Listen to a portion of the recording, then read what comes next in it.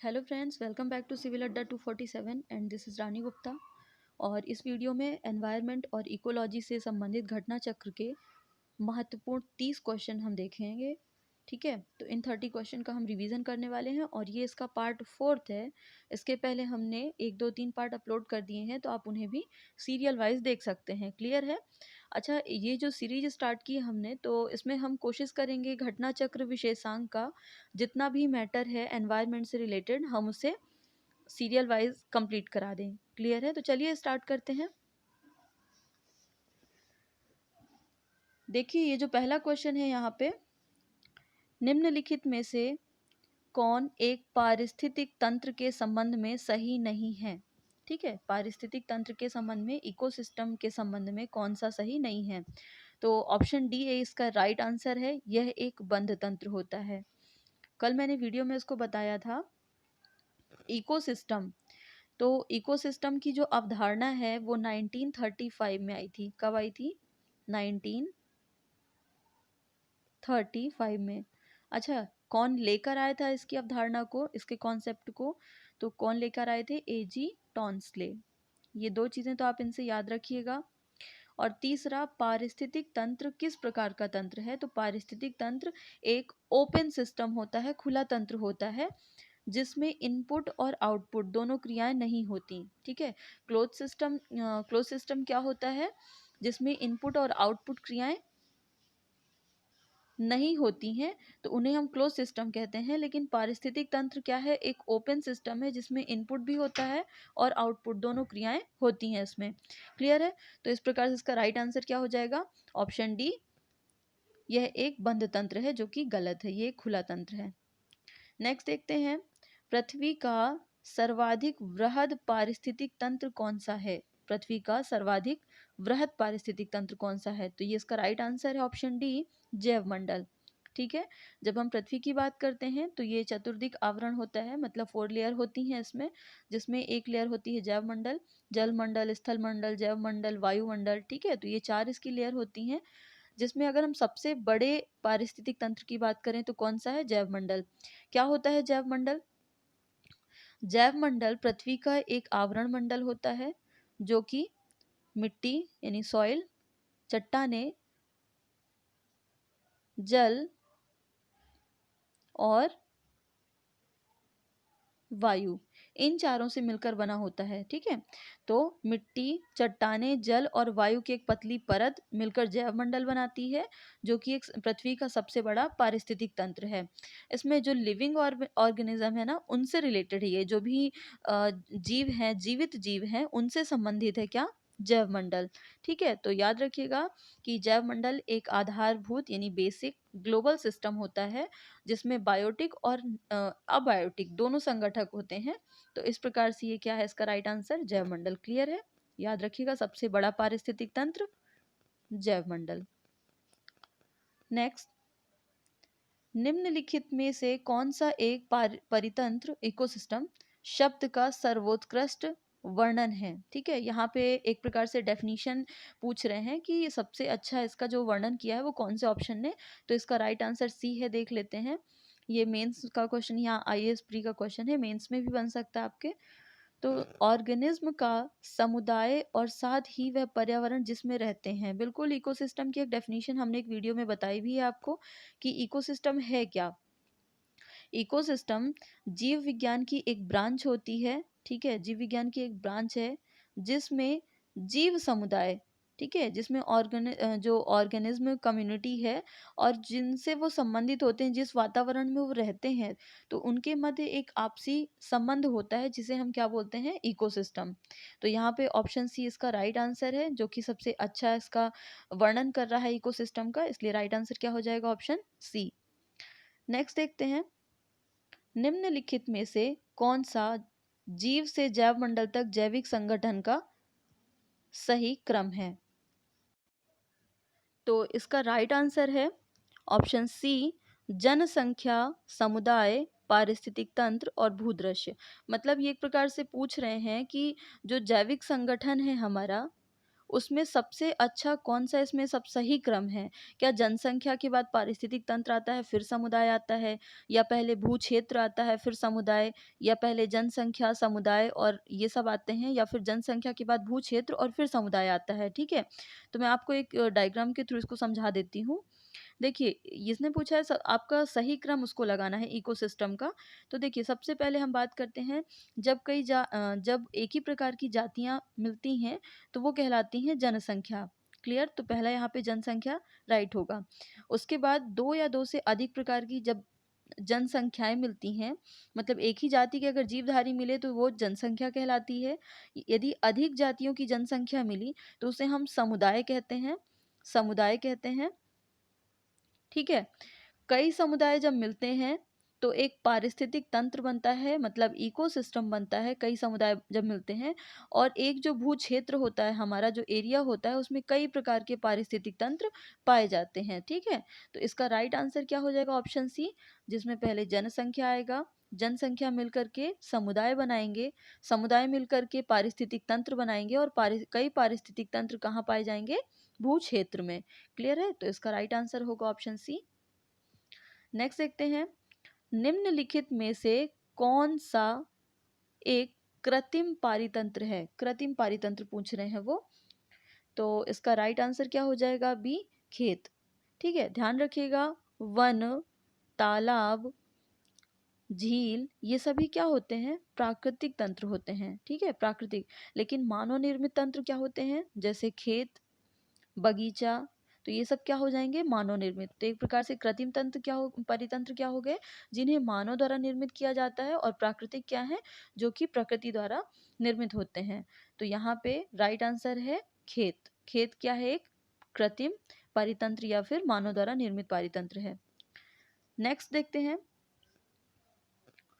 पारिस्थितिकी तंत्र से संबंधित निम्नलिखित कथनों पर विचार कीजिए। कथन एक है, इकोसिस्टम शब्द का सर्वप्रथम प्रयोग एजी टॉन्सले ने किया था। हमने अभी पीछे देखा है, तो बिल्कुल सही होगा ये।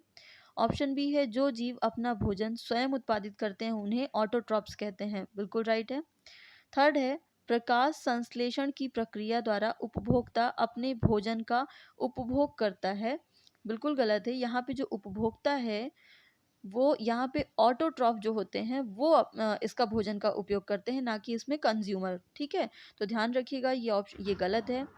फोर्थ ऑप्शन है इसमें, वियोजक अकार्बनिक पदार्थ को कार्बनिक पदार्थ में परिवर्तित करता है, मतलब जो डिकम्पोजर होते हैं, तो क्या वो जो इनऑर्गेनिक कंपोनेंट होते हैं उसको ऑर्गेनिक में तोड़ते हैं? तो बिल्कुल गलत है।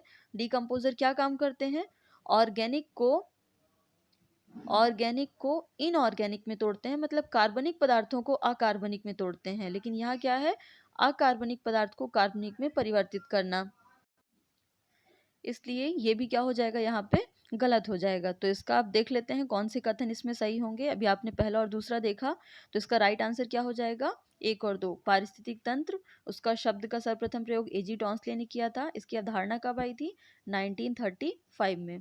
ठीक है, और ऐसे जीव जो अपना भोजन स्वयं उत्पादित करते हैं उन्हें ऑटोट्रॉप्स कहते हैं।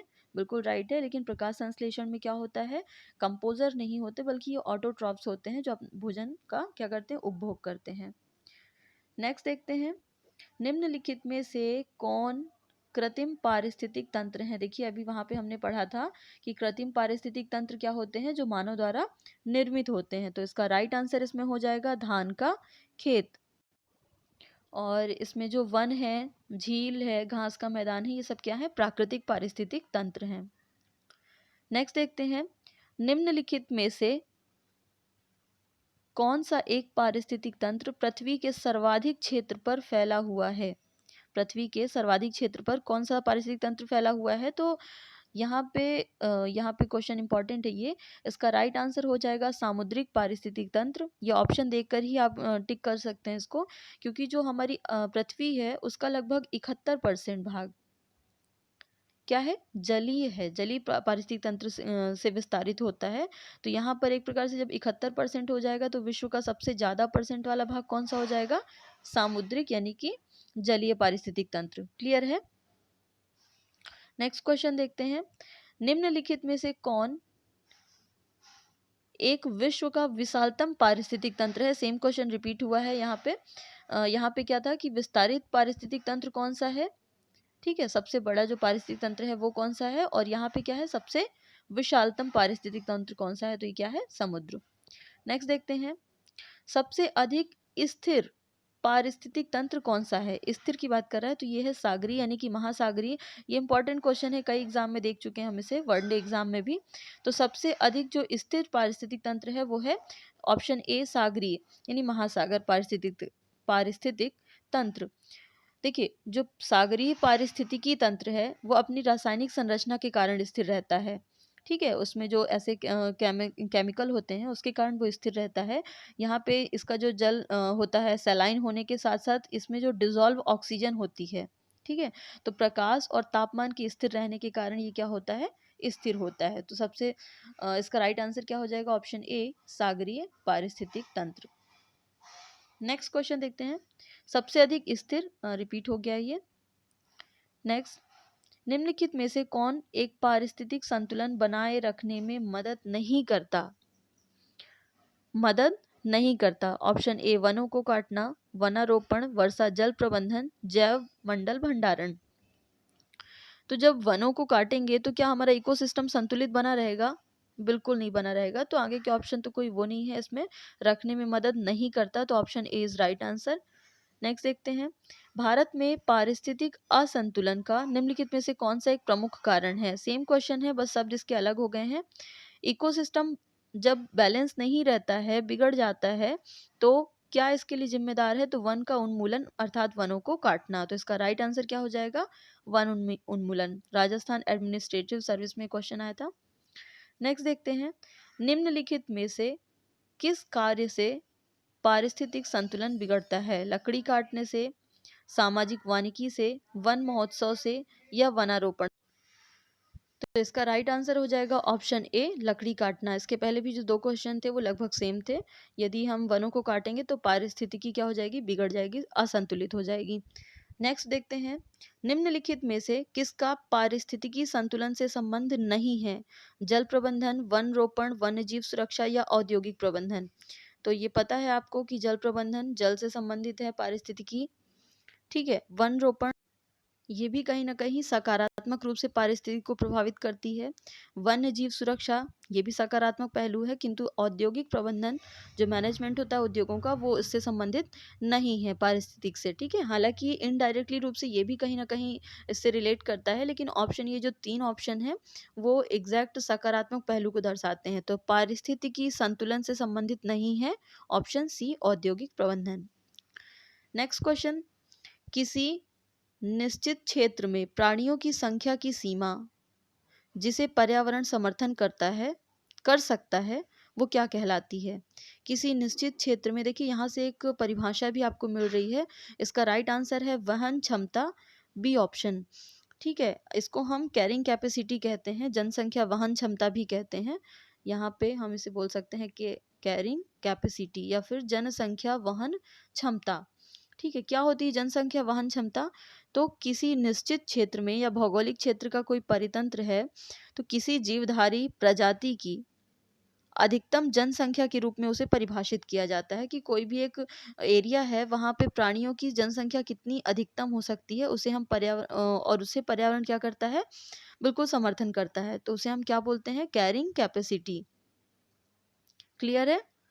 नेक्स्ट, निम्नलिखित में से कौन सा एक पद केवल जीव द्वारा ग्रहण किए गए दिक् स्थान का ही नहीं बल्कि जीवों के समुदाय में उसकी कार्यात्मक भूमिका का भी वर्णन करता है, ठीक है। ये क्वेश्चन आईएएस प्री का है, थोड़ा टफ है। इसका राइट आंसर हो जाएगा पारिस्थितिक कर्मता, ठीक है। एक पद होता है, पारिस्थितिक कर्मता क्या है, एक पद होता है, उसके द्वारा कोई जीव द्वारा ग्रहण किए गए स्थान का ही नहीं, किसी जीव द्वारा ग्रहण किए गए स्थान का नहीं बल्कि जो जीवों का समुदाय है उसमें उसकी कार्यात्मक भूमिका का भी वर्णन किया जाता है, ठीक है। तो इसका राइट आंसर क्या हो जाएगा, ऑप्शन बी पारिस्थितिक कर्मता।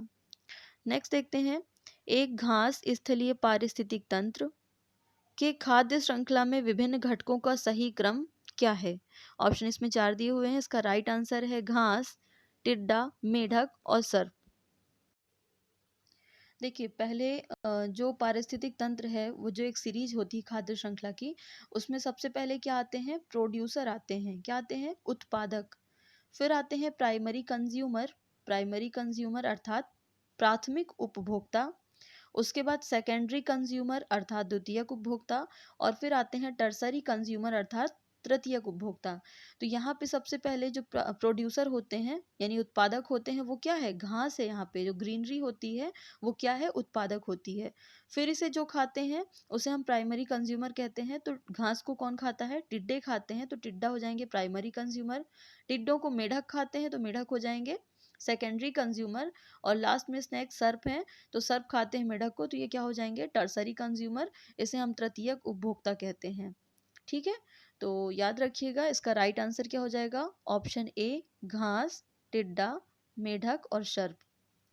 नेक्स्ट देखते हैं, इनमें से कौन खाद्य श्रृंखला का निर्माण करता है, खाद्य श्रृंखला का निर्माण करता है। तो राइट आंसर हो जाएगा घास, बकरा, आदमी। अब मैंने इसके पहले बताया था इसकी जो श्रृंखला है उसमें क्या होगा, तो घास, गेहूं, आम, बिल्कुल गलत। बकरा, कौवा, हाथी, बिल्कुल गलत। ना यहाँ पे कंज्यूमर है, माफ़ कीजिएगा, ना यहाँ पे प्रोड्यूसर है, ना प्राइमरी कंज्यूमर है, कोई नहीं है।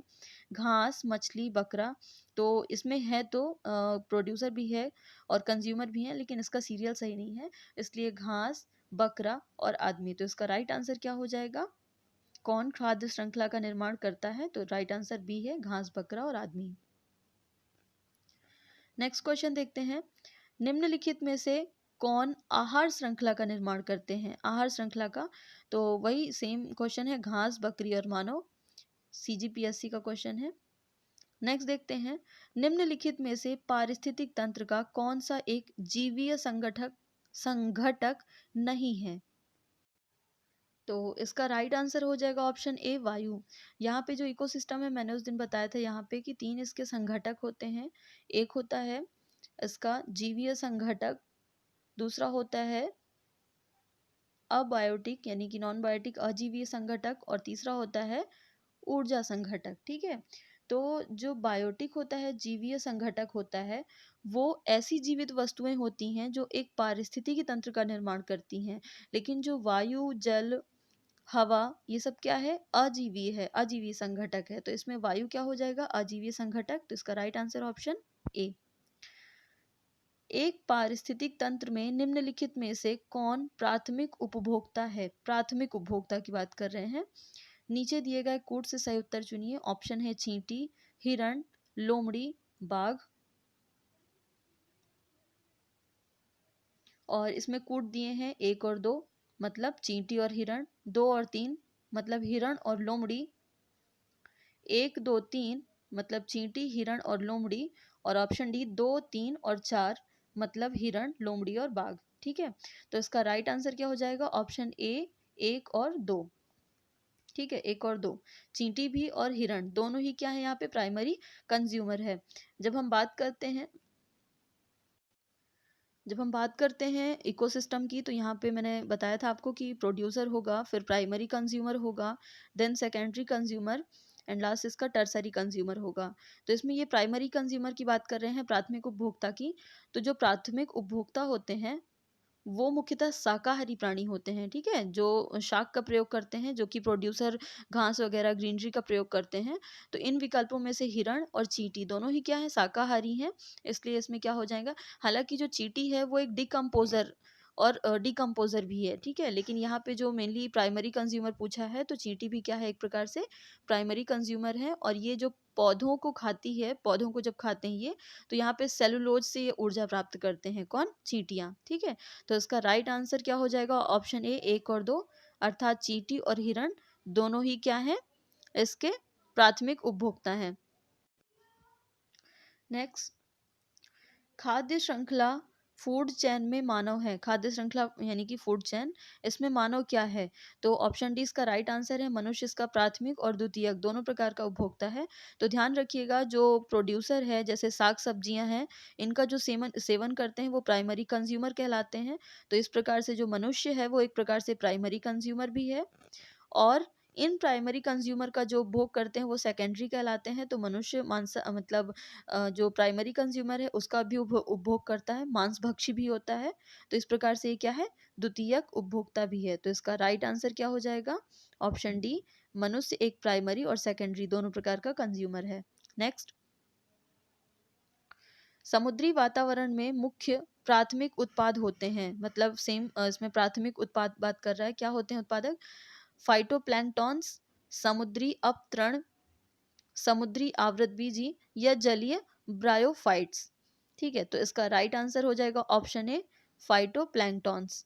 जब हम समुद्री खाद्य श्रृंखला पढ़ते हैं, समुद्र का जो खाद्य सीरीज है जो तो उसमें जो फाइको प्लैंक्टॉन्स हैं वो मुख्य रूप से प्राथमिक उत्पादक होते हैं। ठीक है, और ये करते क्या है, तो प्रकाश संश्लेषण, फोटोसिंथेसिस की प्रक्रिया द्वारा एनर्जी प्राप्त करते हैं, और पृथ्वी के वायुमंडल में जो ऑक्सीजन उपस्थित होती है उसकी अधिकतर मात्रा, जितनी भी हमारे यहाँ पे ऑक्सीजन है हमारे पृथ्वी में, उसकी जो अधिकांश मात्रा होती है उसके लिए फाइटोप्लैंक्टॉन्स ही क्या होते हैं, उत्तरदायी होते हैं। तो ये बहुत अच्छे होते हैं, है ना। तो इसका राइट आंसर क्या हो जाएगा, फाइटोप्लैंक्टॉन्स। नेक्स्ट देखते हैं, पारिस्थितिक तंत्र के जैविक घटकों में कौन उत्पादक है, प्रोड्यूसर की बात कर रहा है ये। तो इकोसिस्टम में जो बायोटिक कंपोनेंट है उसमें प्रोड्यूसर कौन है, कौन सा कंपोनेंट है, गाय, मोर, बाघ, हरे पौधे। तो इसका राइट आंसर क्या हो जाएगा, हरे पौधे। अभी पिछले उसमें भी आपको पता है कि प्रोड्यूसर ग्रीन प्लांट्स हो जाएंगे, प्राइमरी कंज्यूमर, सेकेंडरी और फिर टर्सरी। नेक्स्ट देखते हैं, प्रथम पोषक स्तर के अंतर्गत आते हैं। ठीक है, प्रथम पोषक स्तर मतलब जब हम पोषक स्तर क्या होते हैं, यहाँ पे producer, primary consumer, secondary consumer और टर्सरी कंज्यूमर, उसके बाद डिकम्पोजर भी होते हैं यहाँ पे जो अब घटक कहलाते हैं। तो इन्होंने पूछा है प्रथम, तो ये प्रथम पोषक स्तर, द्वितीय, तृतीय, चतुर्थ और पंचम। तो प्रथम पोषक स्तर क्या हो जाएंगे, हरित पादप। तो यहाँ पे राइट आंसर क्या हो जाएगा, option D, green plants. Next देखते हैं, जैविक, बायोटिक और अजैविक अबायोटिक जो कंपोनेंट है उसके मध्य बिचौलिया, आप एक प्रकार से जो इंटरमीडिएट होते हैं उनको आप कह सकते हैं कि इंटरमीडियरीज का काम कौन करता है, किनके बीच, बायोटिक और अबायोटिक कंपोनेंट के बीच। तो यहाँ पे राइट आंसर हो जाएगा ऑप्शन सी, उत्पादक। ठीक है, अब वे पौधे जो कि फोटोसिंथेसिस के द्वारा भोजन का निर्माण करते हैं, फोटोसिंथेसिस के द्वारा, उनको क्या कहते हैं हम, प्रोड्यूसर, उत्पादक कहते हैं। ये जो उत्पादक होते हैं ये जैविक और अजैविक दोनों के मध्य इंटरमीडिएट का काम करते हैं। क्यों, क्योंकि एक और ये प्रकाश संश्लेषण के द्वारा अपना भोजन बनाते हैं और मृदा से जो खनिज, पोषक और तत्व हैं उन्हें क्या करते हैं, स्वयं उपभोक्ताओं के लिए प्रत्यक्ष रूप से भोजन के स्रोत में उपलब्ध कराते हैं, एक प्रकार से कह सकते हैं, है ना। तो उत्पादक क्या है, बायोटिक और नॉन बायोटिक का क्या है, एक प्रकार से इंटरमीडिएट होते हैं। तो ये इसका राइट आंसर है। नेक्स्ट देखते हैं, निम्नलिखित युग्मों में से कौन सही सुमेलित है, पर्वत सर्वाधिक स्थायी पारिस्थितिक तंत्र है, बिल्कुल गलत। हमने इसके पहले क्या पढ़ा था, स्थिर कौन सा है, स्थायी कौन सा है, तो सागरीय पारिस्थितिक या महासागरीय पारिस्थितिक तंत्र। अजैविक अवयव जीवाणु हैं, बिल्कुल गलत है, क्योंकि माइक्रो ऑर्गेनिज्म क्या हो जाएंगे, एक प्रकार से जीवीय होते हैं ये। ठीक है, हरे पौधे पारिस्थितिक तंत्र, बिल्कुल राइट है इसका ये आंसर। और वर्षा ग्लोबल वार्मिंग जो कि गलत है। तो इसका राइट आंसर क्या हो जाएगा, ऑप्शन सी, हरे पौधे पारिस्थितिक तंत्र। नेक्स्ट देखते हैं, परितंत्र में खाद्य श्रृंखलाओं के संदर्भ में निम्नलिखित में से किस प्रकार का या किस प्रकार के जीव अपघटक जीव कहलाते हैं, डीकम्पोजर। ठीक है, ऑप्शन ए है विषाणु, कवक यानी फंजाई और जीवाणु यानी बैक्टीरिया। ठीक है, इसमें आपको सही कूट बताना है, क्या केवल एक सही है या फिर कवक और जीवाणु दोनों राइट हैं, विषाणु और जीवाणु, वायरस और बैक्टीरिया ये राइट है, या फिर इसके चारों राइट हैं। ठीक है, तो इसका ये आईएएस प्रीलिम्स का क्वेश्चन है। इसका राइट आंसर है ऑप्शन बी, 2 और 3। इसका मतलब फंगी, फंजाई और बैक्टीरिया ये दोनों ही क्या है, डिकम्पोजर हैं। देखिए जो डिकम्पोजर है वो होता क्या है, ऐसे जीव जो अपक्षय या सड़न की प्रक्रिया कोई भी चीज़ है जब वो सड़ जाती है तो उसकी प्रक्रिया को तेज़ कर देते हैं, इंक्रीज़ कर देते हैं, बढ़ा देते हैं, ठीक है? और इससे क्या होता है, जो उसमें पोषक तत्व हैं, जो भी बचे हुए हैं, उनका क्या हो जाता है, रिसाइक्लिंग हो जाते हैं, वो पुनः चक्रीकरण हो जाता है। तो वो क्या कहलाते हैं, डिकम्पोज़र कहलाते हैं, अपघटक कहलाते हैं।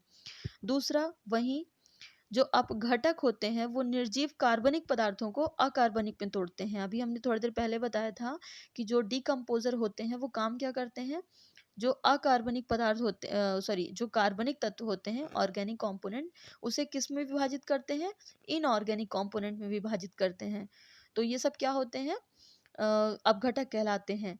तो इनकी एक, जैसे हम बात करें, फफूंद, जीवाणु यानी बैक्टीरिया, उसके अलावा जो फीताकृमि होते हैं, गोलकृमि, प्रोटोजोअन्स होते हैं, केचुआ, ये सब क्या है, अपघटक हैं, लेकिन विषाणु उसमें नहीं आता। तो ये क्या है, इसका राइट आंसर क्या हो जाएगा, ऑप्शन बी, केवल 2 और 3। ध्यान रखिएगा, कभी भी जो डिकम्पोज़र है वो विषाणु नहीं होता। वायरस कभी भी अपघटन किसी चीज़ का नहीं करता। कौन करता है, कवक, जीवाणु, प्रोटोजोआ, केचुआ, ये सब क्या होते हैं, अपघटक। नेक्स्ट देखते हैं, निम्नलिखित में से कौन सा एक आहार श्रृंखला का सही क्रम है। आहार श्रृंखला, खाद्य श्रृंखला पूछ रहा है वो। तो यहाँ पे थोड़ा वर्डिंग चेंज हो गई है, बाकी सेम चीज़ है। इसका राइट आंसर है डायटम, क्रस्टेशियाई और हेरिंग। डायटम, क्रस्टेशियाई और हेरिंग। तो देखिए, यहाँ पे जब हम आहार श्रृंखला की बात करते हैं तो सेम चीज़ बात करते हैं ना, कि यहाँ पे एक होता है प्रोड्यूसर, फिर होता है कंज्यूमर, मतलब कंज्यूमर में प्राइमरी, सेकेंडरी, टर्सरी, ठीक है? तो जब हम इसकी डायटम की बात करते हैं तो डायटम को हिंदी में कहते हैं स्वपोषी, अर्थात यहाँ पे ग्रीन प्लांट्स आ जाएंगे, आपने अभी पढ़ा है ना? उसके बाद कंज्यूमर में जब हम प्राइमरी कंज्यूमर की बात करते हैं तो हम उन्हें क्या बोलते हैं, क्रस्टेशियाई। क्या बोलते हैं, क्रस्टेशियाई, और हिंदी में इसको कहते हैं शाकाहारी उपभोक्ता। क्या बोलते हैं, शाकाहारी उपभोक्ता। और जब शाकाहारी उपभोक्ता का भोजन करता है कोई तो उसे हम कहते हैं हेरिंग। क्या बोलते हैं, हेरिंग, और हिंदी में इसे बोलते हैं मांसाहारी उपभोक्ता। क्लियर है? तो इसका राइट आंसर हो जाएगा डायटम, क्रस्टेशियाई और हेरिंग। कंज्यूमर, शाकाहारी उपभोक्ता और मांसाहारी उपभोक्ता। तो ये थे आज के पार्ट 4 के हमारे महत्वपूर्ण 30 क्वेश्चन जो हमने घटना चक्र विशेषांक से लिए हैं। इसी तरह हम इसके सारे पार्ट अपलोड करेंगे और धीरे धीरे पर्यावरण की जो घटना चक्र है हम उसे कंप्लीट करा देंगे एक ऑब्जेक्टिव के थ्रू, ठीक है? तो यदि आपको वीडियो अच्छा लगा है तो प्लीज़ लाइक, शेयर और कमेंट करके हमें बताएं, और प्लीज़ सब्सक्राइब करें चैनल को, ताकि हम जल्दी ही एक वीडियो लेकर आएँ, और आप इसे बेल आइकॉन को प्रेस कर दीजिएगा ताकि आपको नोटिफिकेशन मिल जाए, ठीक है? मिलते हैं नए वीडियो के साथ, तब तक के लिए थैंक यू। जय हिंद।